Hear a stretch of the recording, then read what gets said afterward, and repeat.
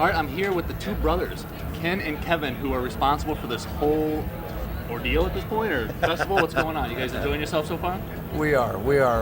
I guess we're responsible for it in a sense, but we have about 50, 60 people that are we're sitting on the couch with you right now, that are working real hard and making it happen out there. What's been your favorite part so far in the last 2 days? Oh man, probably my favorite part was when I saw 4 girls like dancing together. Yeah. That makes it was good. It was in bathing suits, by the way. Yeah. No, it was nice. And you guys? I'm sorry. I was just gonna say what my favorite part is just the feel, the vibe of the festival this year. This is our 5th year, and you can just feel a different. People are here kicking the ball in the air. I lived in the Midwest, so I've seen concerts and festivals out there, and people just have a good time. Arizona's a little different with the climate we have here, the hardness of the desert. You don't see people with a blanket on grass too often, and I think that's probably what I've noticed the most out of this, besides great music, that's impressed me the most. Cool. Now, 5 years ago, you woke up one day and this is what you came up with. How did that happen? What were you doing the day before, basically? Well, Kevin, I'll keep talking here for a second. This is your, yep. Basically, me and him were sitting on the hill in front of the stage here, where the stage is now. It was about 7 years ago. This park was just open, and the water that you see over here, this was a dry riverbed for about 60 years.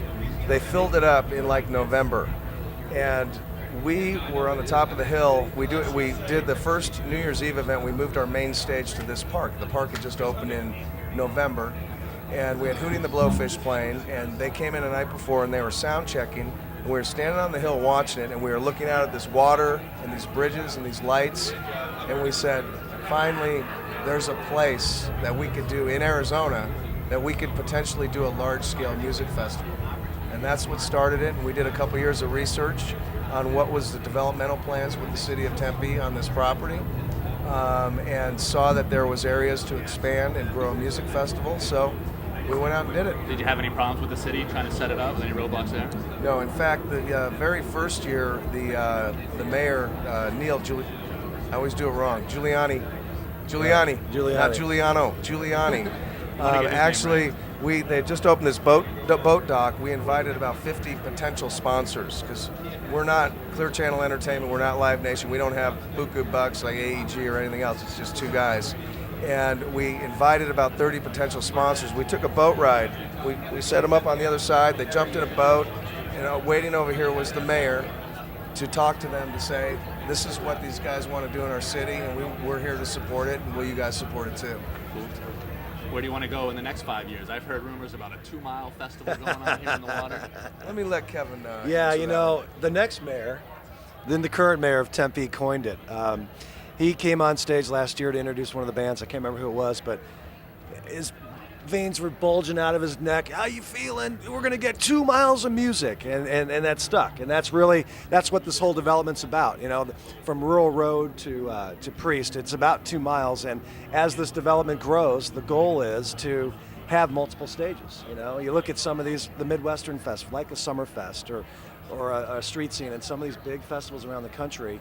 And it's all about multiple stages, and this is the only water we have in the valley right here, so what the hell, let's do it here. So now, do you do a lot of national promotion at this point, or is it all just regional? Last year, one of our flagship sponsors, one of the boat ride people, a couple guys from Fender Guitars, which are based corporately here, their worldwide headquarters here in Scottsdale, they declared this their official 60th anniversary celebration of their company last year. They didn't do any other function. They did their party at this event, and that really opened it up on a national and really international scale, because Fender is international. They do a lot across the pond, and so from that point on, we also picked up MySpace last year, which everybody knows about MySpace and the power of MySpace. And so between the two of those things, we have been, our focus really is regional, because again, we don't have that monies to get the Dave Matthews bands, and like Coachella had the Madonna last year, $1 million for 20 minutes is what we're hearing. This whole thing doesn't cost $1 million, believe me.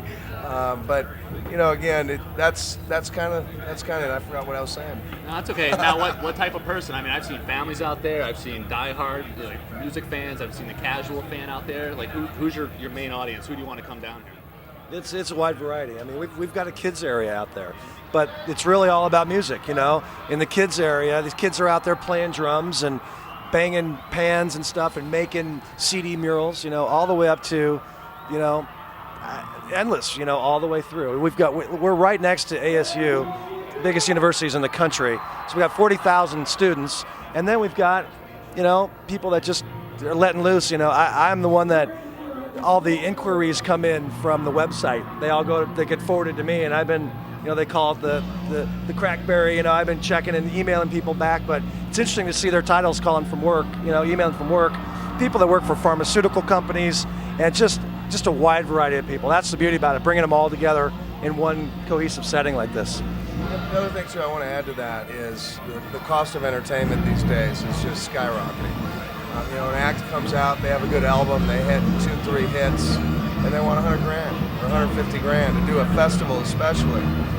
So what we made a conscious effort this year is we changed our focus. We've always had a tagline, 2 days, 3 stages, 30 bands. And that was what we picked, 2 days, 3 stages, 30 bands. This year we changed that focus and we said, well, we didn't even use our slogan this year is more than music.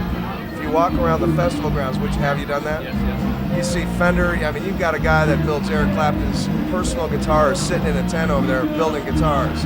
We've got, you know, every sponsor that comes involved in this event, well, one of our requirements is that they have an interactive display, preferably music related to stay in the vein of what we're doing, but at the very least interactive. So when people come, it's not just the music on the stages, but they can spin a wheel for this or paint kids stuff here or see guitar builders, and it goes all the way around. If you look around, maybe now that I'm saying this, you'll look at it from that perspective and you'll go, man, I see what he's saying now, because that's really important to us.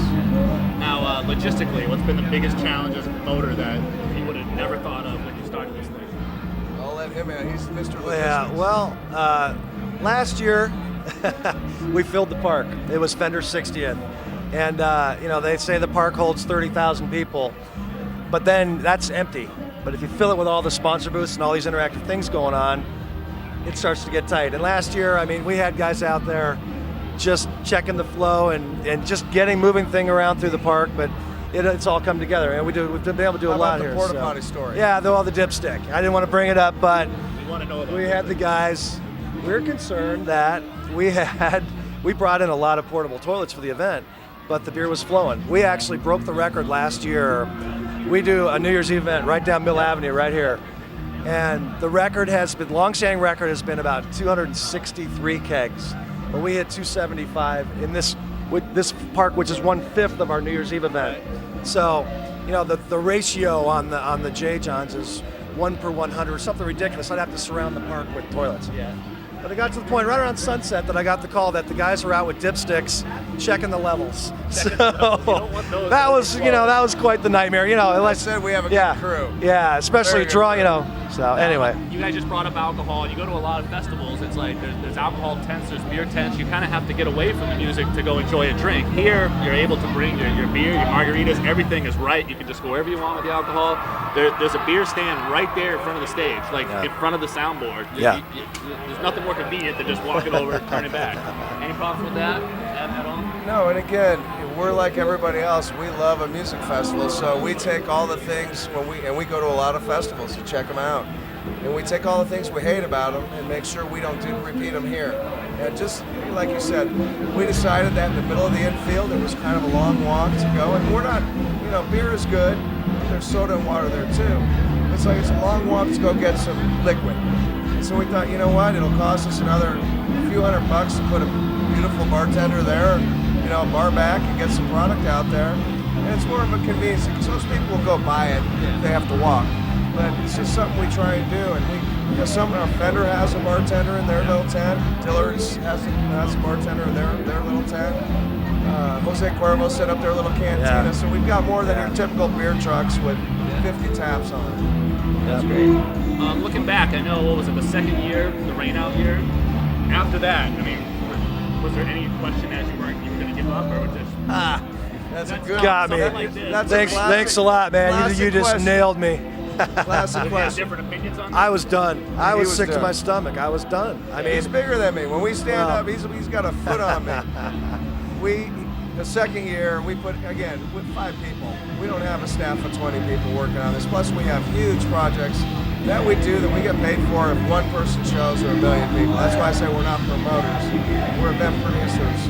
After the second year, it was financially devastating. I mean, literally, we were in the hole, ungodly amount of money. We Can you let all our insure staff something go. like this, or you can't do It's anything? an insurance issue, and since then, we didn't, yeah, we'll get into that, but I gotta tell you, let me finish the story. Yeah.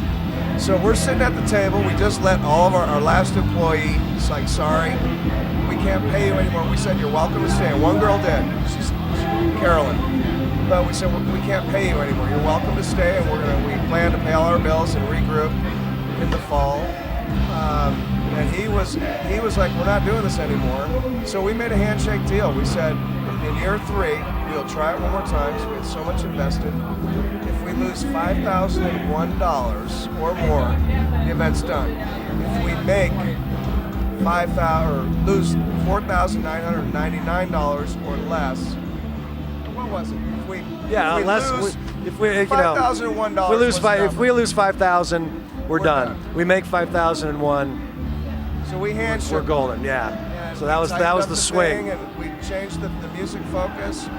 We scaled it down to a 1-day, 12-hour event instead of 2 days, 30-day, whatever. And we did okay. So that's the story behind that.